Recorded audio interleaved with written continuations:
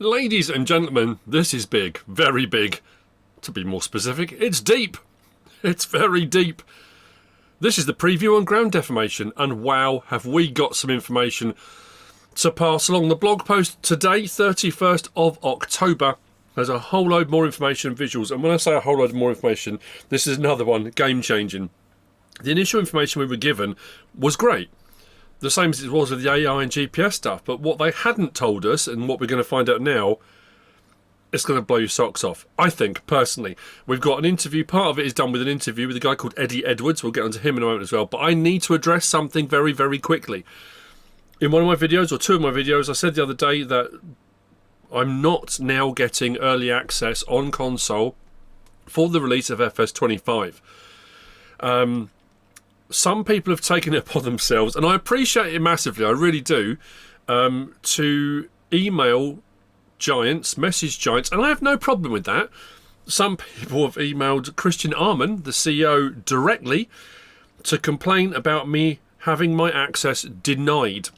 People are intimating to giants that it's a personal attack on me. It's not. Nobody on console is getting early access. PS5, Xbox, it's not happening. PC it is. It's not a personal slight on me. It's not a personal attack on me.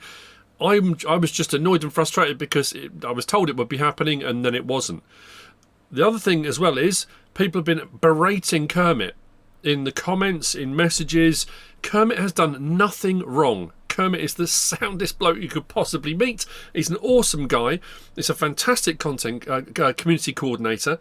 He does so much behind the scenes for us as content creators, for you guys as a community. He's a conduit that passes information backwards and forwards from giants to us, from us to giants. He was just the messenger that had to pass on a message to me. And he felt awful doing it. So please, please, please, stop hammering Kermit. It's not his fault. He's not a policy maker. He's not the guy that made the decision. So please, that's all I'm going to say on that. Let's move on. So, it's not a secret anymore that ground in Farming Simulator 25 will deform. But you want details, don't you? So, alongside new screenshots visualising how the ground will deform, senior software engineer Eddie Edwards from Giant Software will go further into detail on how it actually works. Now, I'm going to say this as well. This has quite a lot of technical stuff in this blog. I'm going to read it all because it's fascinating actually what they've done, and this also, I personally think, dispels this myth that people are saying it's just a reskin, giants have just done this, they've just done that. Why can't we have all the mods that we've got at the moment when the game first releases? Surely it's just as simple as putting them back in again. When you hear all this, no, it really, really isn't. So, this is Eddie. I'm one of the senior engine programmers for Farming Simulator. I've been at Giant since the early days of FS13. I created the original PlayStation 3 port. I've also been responsible for other ports of the Giant's engine to PS4, PS5, Switch and iOS. I'm very much the PlayStation guy. Me and Eddie would get on like a house on fire at the company, but I also work on cross-platform engine technology such as density maps, rendering, shader compiler, some physics, audio, etc. There's not much in the Giant's engine that I haven't worked on to some extent over the last 12 years, and in particular, of course, I created the new technologies that bring us ground deformation for FS25. The improved density map system, the new terrain geometry system, and the terrain virtual texturing system. All a bit of a mouthful. There'll be some of you out there that will know exactly what he's talking about. Some won't. Some will, you take it all in, you might learn something. So, firmness and viscosity. Not words I thought I would hear talking about Farming Simulator. How the ground deforms. Depending on the ground type, the deformation and compression of the soil is dependent on multiple factors. So we're going to take a look. And there's some nice images we're going to be looking at as we go through. I'm not necessarily going to highlight all the details on the images. What I will say is some of them, there's mud, wet mud on the tractor tyres. Wow! It's glistening in the sun. It looks incredible. And obviously some various different tyre deformations from various different vehicles. So, what factors define how the ground deforms? A number of factors affect this. Firstly, every ground type has a different level of firmness and viscosity. Tarmac cannot be deformed at all, for instance, while mud can be deformed a lot due to different firmness. Driving on snow instantly crushes it, while driving on mud causes it to compress over a longer time due to different viscosity. Also, if the ground is wet, This affects the deformation as well. Which vehicle you are driving also affects the deformation. The weight of the tractor and the width of its tyres both affect the reaction of the terrain. A slower moving vehicle will sink faster than a faster moving vehicle. So this adds in a whole load more elements than we originally thought. And they've been very clever to make sure that in all the stuff we've seen so far, we haven't seen many of the things. Only the deformation they've wanted us to see in video clips have we actually seen. So this goes so far beyond. I know we're just scratching the surface at the start here. So we've got some images there from in snow. Let's say as we've been going through, I'm not going to do each image as we go, but some images in the snow with the depth of snow that compacts much quicker because it just pushes it out of the way. So how does ground deformation affect gameplay? What will players feel? I'm feeling excited, I don't know about you. So for the first time, FS25 gives a real physical response from the terrain. You will feel the tractor bumping over the ground. You will see it creating ruts and tracks. If you go back and drive over those ruts and tracks, you will feel the effect from them as well. It is, get this, buckle in.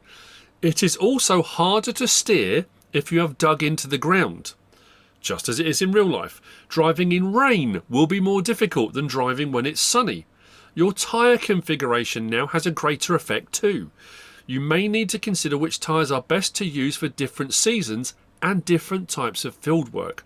So many elements there all being combined to make it a far more immersive and a more simulator experience, which, I mean, some of that stuff we didn't know about. We've had rain before, of course we have, and that normally affects crops. It affects crop yields. If you harvest in the rain, you lose some crop.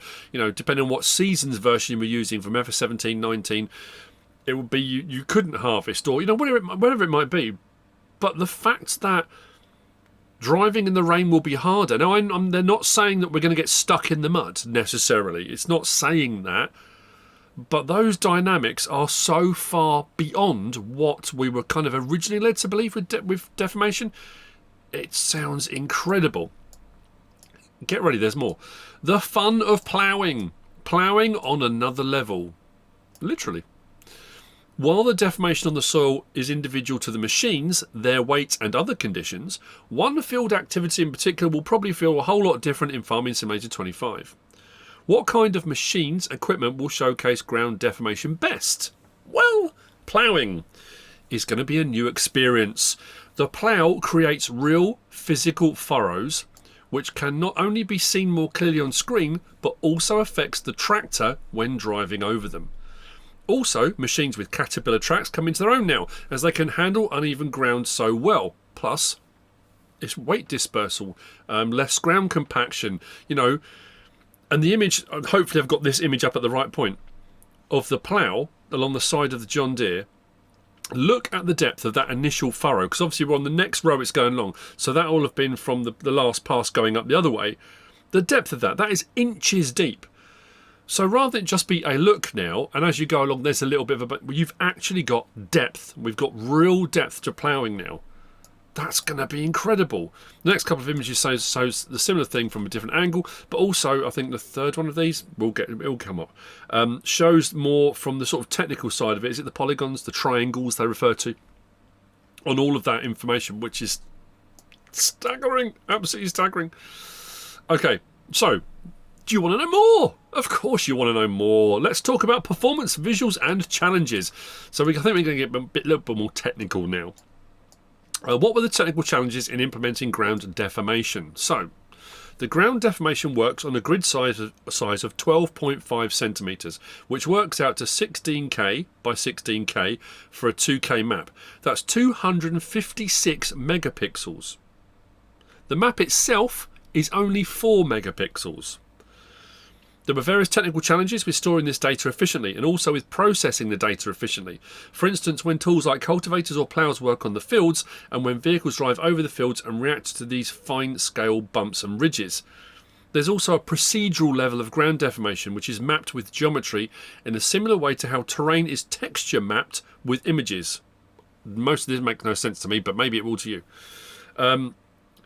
Except it runs on the CPU instead of on the faster GPU. So they had to heavily optimize the coding. And this is what I was talking about earlier about mods and various different things. The coding for everything has been drastically changed. How is ground deformation data stored and managed? So since ground deformation works at a higher resolution than we've ever dealt with before, they need to save memory in areas which are not deformed. So rocky mountains, places where the player has not been yet. So they created what's called a sparse version of the density map. This stores tiles of data only in regions where deformation actually exists. Furthermore, to reduce memory footprint even more, the tiles are all compressed, using a more advanced version of the existing density map compression that they've used in the past. Additionally, to support fast operations on this high-resolution data, they created a density map processing unit, which is a little like a GPU emulator that runs on the CPU. I might as well be talking Chinese. I have no idea. It's capable of performing operations on density maps at much higher speeds than previously. It can actually be programmed using the in-house shader language. This is going to be more for modders and map makers, I would imagine. Although this feature is not used in FS25 yet. For speed, the whole system, data compression, DP operations and procedural generation, is written using native SIMD instructions. There's a whole load of stuff that I'm not going to read. I said I was going to read it all out. Anyway, there is far more SIMD optimized code in this version of Farming Simulator than we've ever had before. So, there's stuff about optimizing the physics for performance. So I will say this now, even if you're not understanding all of this jargon, the numbers speak for themselves, which I think it fascinates me. I don't know a lot about this kind of thing. So in previous versions of Farming Simulator, the custom vehicle physics was dealing with terrain at a resolution of 0.5 meters. With terrain deformation and displacement, the resolution is now 0.125 meters, 4 times greater in each direction. 16 times as many triangles. This made our wheel versus terrain collision detection 16 times slower. So they had to write a custom implementation of this for FS25, which is now approximately 30 times faster than the original code. So overall, the vehicle physics is now twice as fast as before, even with all the new features. So they've compressed, they've tweaked, they've sped up, they've changed all sorts of stuff to make it all run much smoother, much faster. The new physics code involves some quite heavy math and numerical analysis. Really? Fortunately, I have a master's degree in mathematics, which helped me a lot on this task. That's not me, that's Eddie. I do not have a master's degree in mathematics. How does the game handle visual transitions for ground deformation? Another new feature for FS25 is the terrain quad tree mesh, which enables high resolution triangle rendering near the player but uses lower resolution further away. There's no need to render the deformed geometry when it's hundreds of meters away. The geometry smoothly morphs from deformed to not deformed some distance from the player. However, this transition is quite well hidden because of another new technology in FS25, which is the terrain virtual texture system. They've put so much, it's bonkers. So when people are saying, I don't know what they've been wasting their time, what are they spending their time doing? This is probably a big chunk of it, I would say. Although deformation is not rendered in the distance using triangles, it is still shaded and rendered into the terrain texture, using a graphics technique called normal mapping. Yep. So the deformation is clearly visible, even on distant areas where the rendering triangle count is very low. You can see the tracks left by AI vehicles even if you're watching them from half a kilometre away. That's pretty cool. So the closer you get, the more detailed then that becomes. And the more depth you get in that kind of thing, but you can still see it at a distance. So it then goes on to say, what do you personally like most about ground deformation in the game? Again, this is Eddie.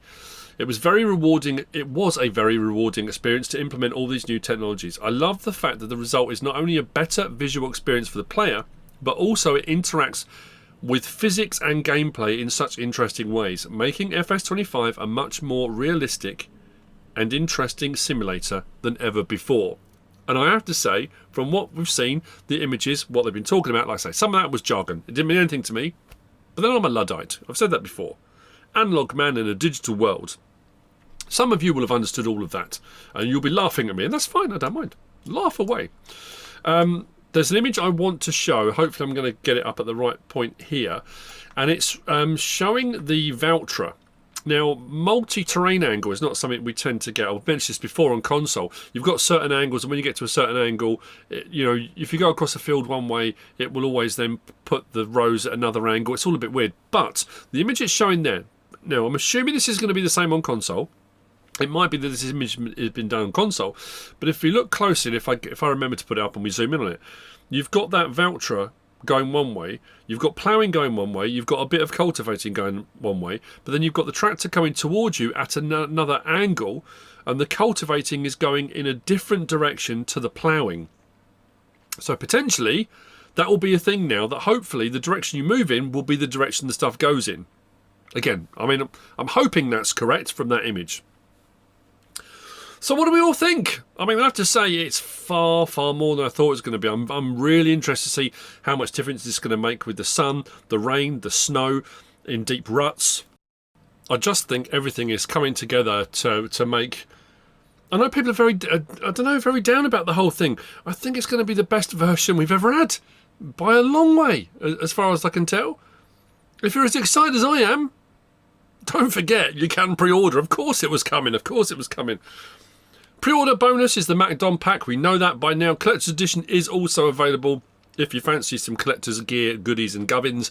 There's also the year one bundles. If you get the game, you can get a bundle at the moment, which will then become a season pass. 3 DLCs and the expansion after a year, which will be a UK-based map. If you get the opportunity at any point to use the partner code MrSealyp, all caps, would help me massively. I would appreciate it greatly, but you don't have to. It's entirely up to you. Other content creators are available.